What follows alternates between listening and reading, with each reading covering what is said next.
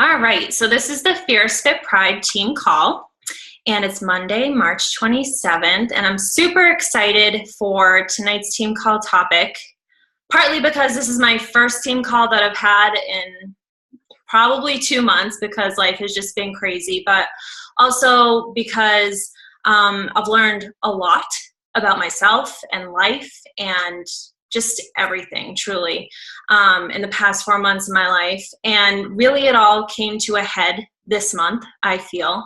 And I feel like I'd be doing everybody a disservice if I didn't share with all of you what's been on my heart about, perseverance and just getting through whatever you're going through while still being able to grow your business and help other people and change the lives of other people, because it is possible. I can tell you from personal experience, on my end, it's possible to go through the mud and have really hard shit happen and still build a business.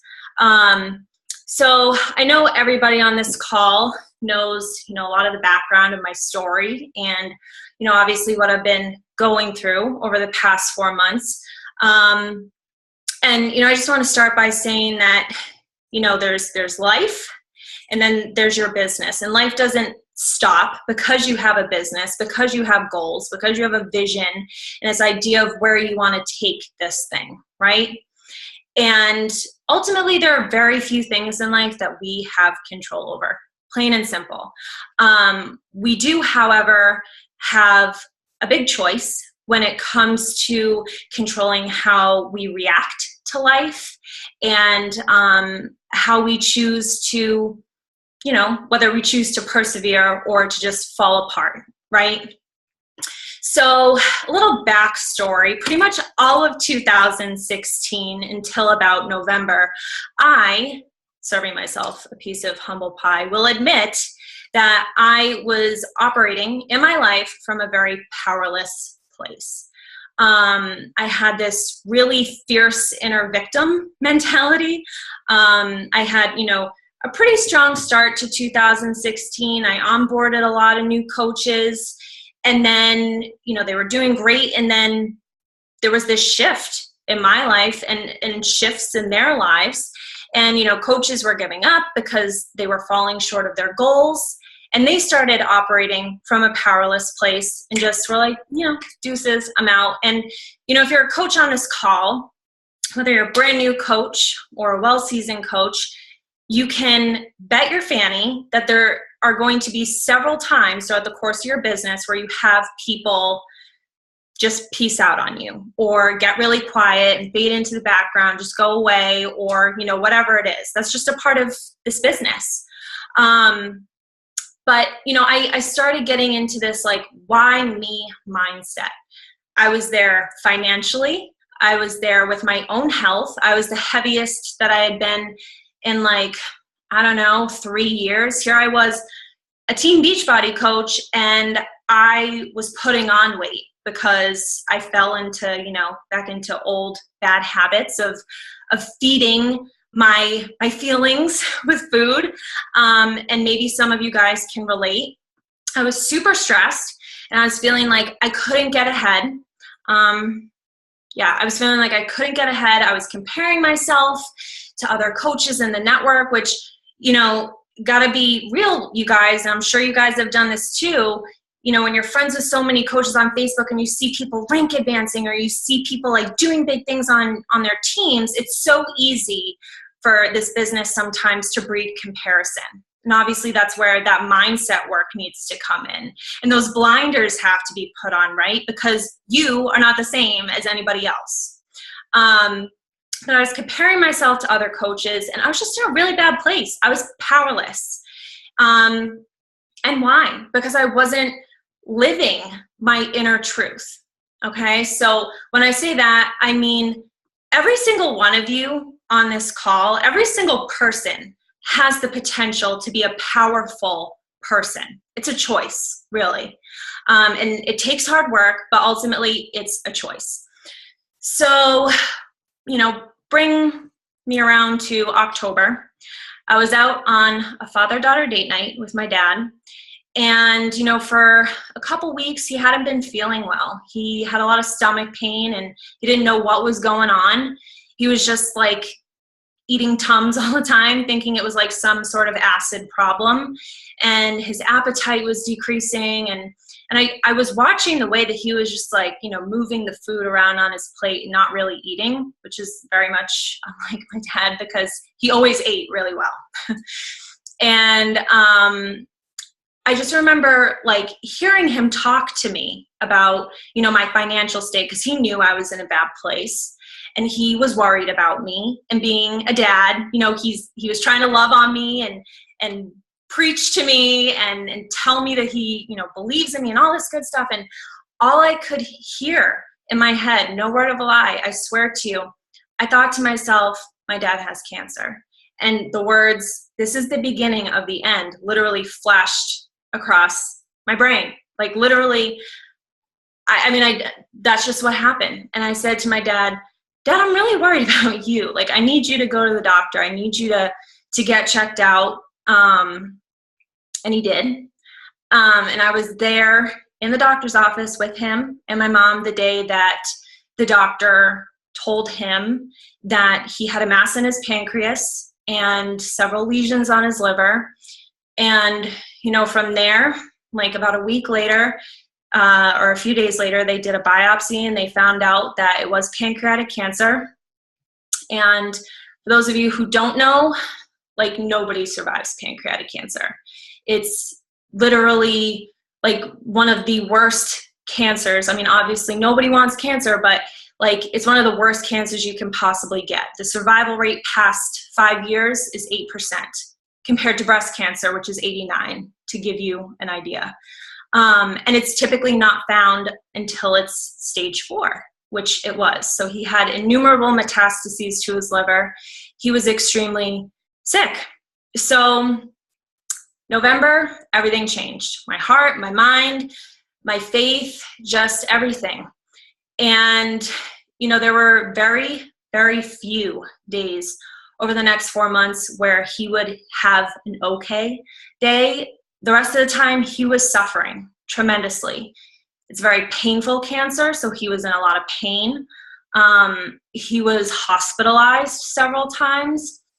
And, it clicked for me as I was watching this person that I love with my whole heart, just like really suffering tremendously and fighting for his life with the utmost sense of courage and positivity and strength. Who the buck am I to play this victim, to be in this victimizing mindset when this man knows he's dying, right? And he's fighting with every fiber of his being to defy the inevitable and to really live each day in love through it all. Like how that, like, I couldn't wrap my head around that. And that's, where things really started to change for me. So, at that point, my time was also no longer my own. I couldn't plan my day out, with the mindset that, if I don't do it in the morning, I'll do it in the afternoon, because for the next 4 months, I'd be living out of a duffel bag. Like I can't tell you how many times I dropped everything to rush down to Massachusetts, to rush to Boston, to the hospital, or, just to be there, to spend that time with my family. So my priorities just completely changed. I had to take a step back from certain areas of my life, or my business rather, so that I could spend the time that I needed to with my family, so that I wouldn't have regrets, right? Knowing that I don't know when my dad is going to be gone. And I had to start taking care of myself again, because I was going to be damned if I was going to keep eating like crap, and making excuses for myself when he's fighting so hard. There's no reason why I can't fight too for my life. Like that fight starts now. And between November and December, I lost 17 pounds. Like I really committed to it. I was like, I'm not making excuses about it. And I started to get my life back, even though my life was also really ultimately being like ripped away from me in so many other ways. So what happens when things get hard? Like, how do you react when things get hard? Do you shut down and turn off and fade away, fade into the background? Do you lose sight of why you got started and how it felt when you were killing it in your challenge group as a challenger? And it got you to that place of, I want to pay this forward. Like, I want other people to feel as awesome as I do. Do you stop believing in yourself? Do you stop taking action? I mean, that's a huge one. People just like, stop, bloop, like, all right, I'm done. I'm checked out. Like, life just got really hard. I'm done taking action, right? Sorry, I was just muting everyone. Do you operate from a place of powerlessness? And when I say that, I don't mean like, you're a powerless person. I mean, I'm the first to admit, like I did that most of 2016, right? Like, it happens, and there's nothing bad about it, but obviously it clips your wings and it holds you back from being able to live your life in truth. So, and do you have this like gut check moment? Like, are you actually taking action, or are you sitting back and waiting for the people to come to you and then wondering why nothing is happening and like being really sad and like, grumpy about it? Cause like, that's what I was doing. And when any of the above happen, it's because like a person begins operating from a powerless place, typically because either consciously or subconsciously, there's this need to like suppress or alleviate some kind of persisting fear, whether that's a fear of loss or a fear of feeling pain or disappointment, or a fear of abandonment or judgment or rejection, or just a fear of falling short of your goal, right? Or your goals, plural. So how do you combat that? I mean, for me, obviously, I'm a full-time coach. Like, this is my livelihood, and maybe that's not the same for everybody else. But I know that this is something that, like, even if I was doing it part-time and I was still teaching, like, I'd still make this a priority. No ifs, ands, or buts about it. And so how did I like combat that? Because, I mean, obviously I still needed to be making an income, but beyond that, my mission to help others was clearer than it ever was in my 2 years prior of coaching, because I saw my dad sick and suffering. And I knew that even though, I'm not going to say like, oh, Shakeology prevents cancer, like working out and all this other stuff, like it's gonna make your life longer. Like, we don't have a crystal ball that tells us how long we're gonna be here, right? We all know that nobody's guaranteed a tomorrow, but I know that I have the tools to share with people. And you know what? Like, ultimately, if what I share with people can somehow change the trajectory of their life, maybe even give them 5 more years on their life so that they can walk their daughter down the aisle, so that they can hold and love their grandbabies. Like, that's effing awesome. Like, I mean, why would I sit on that and not share that with the world? That's selfish, right? So how do we combat that? Back to my first question. I made a point from the get to communicate. I reached out to my upline, Jenny. I reached out to my coaches that I knew I could rely on. I reached out to my success partner and people that I trust in this business. And I said, this is what I need. I need your help. I need your help in my challenge groups. I need, your help in understanding that this is what I'm going through. And I'm not going to be able to have these one-on-one calls necessarily like I used to. And I'm not going to be able to do this. And I delegated certain things. And depending on what anyone else is going through, like, just articulating, like, I need more accountability. I need more support when it comes to reaching my business goals, because if I don't have somebody checking in on me 2-3 times a week, making sure I'm doing what I need to do, I'm going to flounder. Like, what you need when you're going through the mud. So like, communicate that. Are you overcomplicating things? I mean, for me, like I said, my time was not my own. So I didn't have the time to overcomplicate things. I did the bare bones of what I had to do just to move my business forward. And quite honestly, like the past 4 months, I've been more successful in my business than I was when I had all the time in the world, because my time with my business was focused and I was grounded, and I had to just get in and do what I had to do, because 20 minutes from now, I might have to pick up and run down to Massachusetts, or like I just never knew. So I knew that when I had time, I was plugged in, like no ifs, ands, buts, or questions about it. So simplifying things and segmenting things to see success is huge. You know, like we always talk about like power pockets and just like scheduling out that time that you know you have and just freaking tuning in and going for it. So what is the difference between, you know, having success in this business and not having success in this business? Or like, what is the difference between also, you know, being powerful in this business, operating from a powerful place, and operating from a powerless place? Well, success is relative, as we all know. Like, it looks different for each of us. Maybe it's hitting Success Club each month. Maybe it's building a part-time income. Maybe it's being able to quit the job that drives you crazy so that you can do this full-time. Maybe it's retiring your spouse. Maybe it's just, you know, earning enough money for travel. Like, it's different for all of us. But mindset and the language that you choose to use with yourself every day makes all the difference. Okay?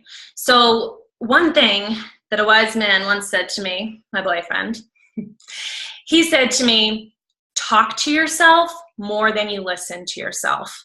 And it's so simple, but like if you really try and wrap your mind and heart around what those words mean, I mean, we're all human on here. Like, there isn't a single person on this call right now who can tell me that they've never struggled with those sneaky self-deprecating thoughts that sneak in, right? But like, talk to yourself, like build yourself up and like speak truth, speak life, right? And the first thing that reveals a powerless mindset is powerless language, a language that says, I'm a victim of my circumstances and therefore I am limited in what I can do. So what does that sound like? I can't. I have to. It's too hard. Or another one that, and like I said, I've used all of these words before. So if you're sitting there and you're like, oh my gosh, like these are things that I say, like, I mean, it's a day-to-day thing. Sometimes I have powerless days. I'm not saying that like I don't say these things anymore, because I'd be lying to you. Another one is I'll try. And it's sort of like this defense mechanism, like we want to cover all of our bases, because if we don't follow through on a commitment or a promise we've made, or we don't follow through on getting the daily vitals done, it's like, well, I said I'd try and I guess I tried, but you didn't, you know, like it's that like self-soothing thing that we sometimes do. So all of this language is rooted from a place of powerlessness, a belief that you don't have the power to manage yourself or your actions. And that couldn't be further from the truth. That's like, you know, some of the very basic, very few things in your life that you actually can control. So like harness that and like use it to your advantage. You got to have that self-respect. You got to believe in yourself. You can't expect the coaches on your team or your challengers or even your followers on social media to respect you if you're not respecting you, right? Which is why, you know, I mean, all the people that like I onboarded at the beginning of 2016, like I was vibing high, like things are good, my momentum's fierce, and like then like I just sort of started to crumble, and like they did too, but they pieced out, and I was like, well, I'm still in this. But they weren't, and they weren't putting in the work, and they just sort of drifted off. And I didn't have the power, the personal power to guide them accordingly, you know? A moment of silence for all the good coaches that are lost in this business, because we just don't know how to mentor them, or, you know, they don't have that personal power yet. But like I said, it's within all of us. We all have it. So gotta have that self-respect.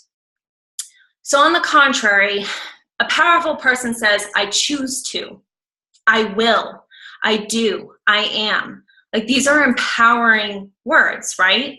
And when it comes to encountering, when a powerful person encounters somebody who's operating from a powerless place, whether it's a coach or a challenger, or maybe even just a friend or family member, you guys, like, this applies in all areas of life. You know, maybe you have a coach who comes to you and they've got this sob story about, you know, all these excuses why they can't get anything done, why they're not moving their business forward, right? The powerful person asks, so what are you going to do about that? Like, what's your plan to change that? What have you done differently to break this pattern? Like, what's something new that you could try? It's important to realize that our job as empowered, powerful coaches is not just to live that empowered life for ourselves, but to encourage it in the lives of other people as well, and our challengers and our coaches, and to just like be that example. You've all heard the phrase, good leaders ask good questions, not good leaders give good answers, right? And I mean, I can tell you firsthand because, and I don't know, maybe it's the inner kindergarten teacher in me, but you know, for me, I felt like, especially very early on in my business, I was doing everything I could to provide all the resources and to hold everybody's hand. And did that empower any of the people who are no longer coaching on my team? Hell no. That's why they're not here on this team call, right? Because they couldn't stand firm on their own 2 feet and put in the work themselves and seek out the answers themselves and be resourceful for themselves.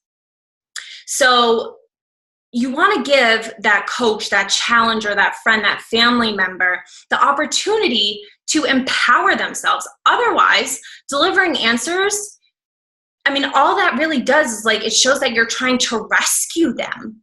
You become a rescuer, not the empowered person, but a rescuer, to rescue them from their powerlessness, which, you guys, that only perpetuates this cycle of self-victimization for that person. You're keeping them in that powerless place when you run to their rescue. Like, what a revelation, right? And a powerless person is always searching for someone to give them the answer, to give them a way out, to validate their sob story or their excuses for lack of success or progress, or they're searching for somebody to console their inner victim. And, you know, for the longest time, I always had like such a really hard time like dealing with that. Like when people would come to me and be like, oh, like I didn't do this because of XYZ, and you know, I can't work out all week because of XYZ. And it's like, and then I obviously realized that I too was operating from a place of powerlessness. So it was what I didn't like about myself, I saw in them, and it extra irked me. You know what I mean? Like that's always something that or not always something I've realized. That's something that I realized, you know, within the past few months. But I know now too, like, not to run to their rescue. And that's something that I've done for years, like not just in this business. I've always been a rescuer because I'm very maternal. And like I said, like I'm a kindergarten teacher, and I'm always there wanting to hold somebody's hand through it all. But ultimately, like, part of what the past 4 months has taught me is that you don't empower people through holding their hand through it all. So going back to that powerless place I was operating from before, I mentioned that I was comparing myself to a lot of the other coaches in the network. And in hindsight, what I failed to see was that what the people who had, you know, the biggest success club numbers on the board, or the millionaire superstar diamond coach, or the person with crazy volume on their weak leg, they were doing something different from what I was doing, right? None of those successes, none of those achievements were made by operating from a place of powerlessness. So of course I stayed grumpy and what's the word I'm looking for? Just like, like I had this grudge. I had this chip on my shoulder because things weren't changing. And why would they? Because I wasn't changing. My mindset wasn't changing. I was staying stuck in the mud. And that, that was my choice. And that being said, though, like, obviously those are all like big goals, fancy accolades, whatever. That being said, it takes a powerful person to change one life a month, 3 lives a month. It takes a powerful person to share this opportunity and to expand upon their team and duplicate their business. It takes being empowered to wake up every single day, no matter what happens, with the mindset that, you're going to do what you can today, even if it's baby steps, because we know that baby steps amount to big giant leaps over time, and be at peace at the end of the day, knowing that what you did was enough, period. So a powerful person solely operates from a place of choosing to take responsibility for themselves, for their decisions. Sorry, we have 10 minutes left. So choosing to take responsibility for themselves, for their decisions, their success, their unfinished success, because I hate the F word, failure, and their happiness. No single human in your life, you guys, no single human is responsible for your happiness. If you're miserable because of somebody else, you're kidding yourself. Been there, done that, said that. It's a crock of bull, right? So becoming a powerful person, you can operate from a place of being powerful and ditch that life of operating from a place of powerlessness. You really can. You have to train your brain and change the way that you think. You have to identify the lies that you're telling yourself. And lies are often rooted in a person's core and need consistent work to pry them out of there and replace them with seeds of truth. But like anything in life, it takes work. Plain and simple. Like, we can stay in that mindset of, everything's crumbling down around me and nothing is happening for me. Or we can choose to look inward and say, okay, like, what can I do to change my circumstance? Obviously, there are certain things that, like, we can't change, but it's really just more about looking at what you can control and controlling the controllable. And, I just also wanted to quickly touch upon the power in what this role as coaches, like what that calls us to do. Yes, it calls us to empower ourselves and empower others. It calls us to help others make lasting changes with their fitness and their nutrition and their love of self. And like I said before, obviously, we don't have this crystal ball that tells any of us what our futures hold, what anybody else's future holds, or how long we have here, or whether our efforts to be healthy and live a healthy life will even pay off, right? But we, of course, know that we have the tools that when we share them with others, they have the power to potentially change the course of a person's life. And that is a gift. I've said it before, and I'm sure you've heard your coach and other coaches say it before, like, what we are sitting on here really is a gift.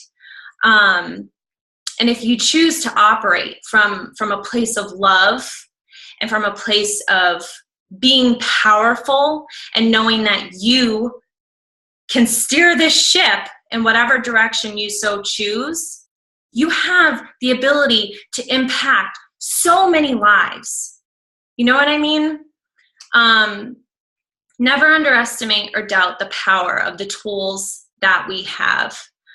We have a lot working against us in the world that we live in today, whether it's our environment or our poison food supply or the toxic crap that poisons our personal care products, the stress.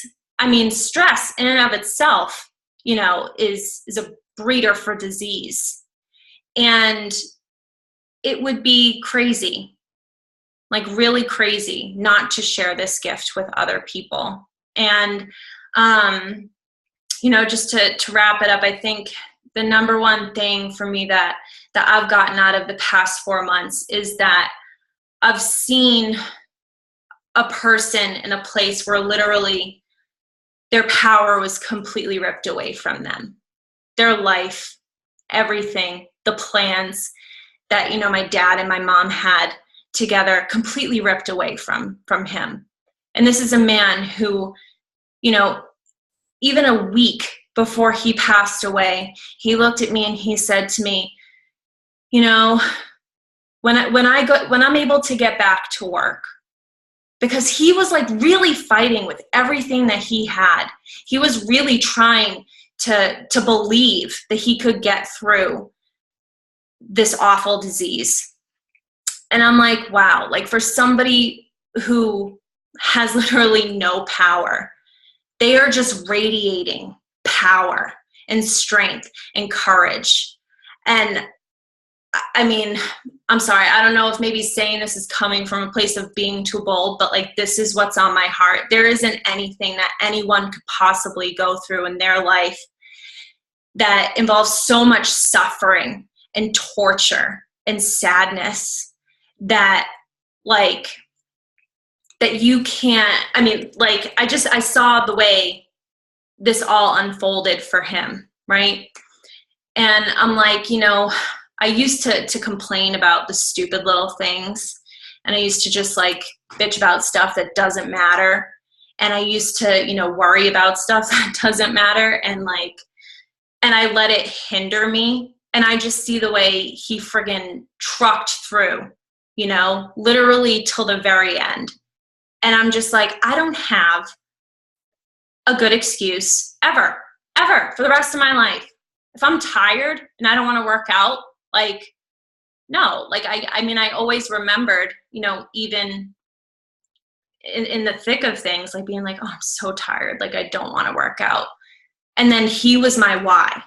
Like, he fought so hard. I can effing do a 25-minute workout. You really have to just, put things into perspective and operate from a place of power. Because at the end of the day, you don't know. I don't know. I feel like I'm rambling now.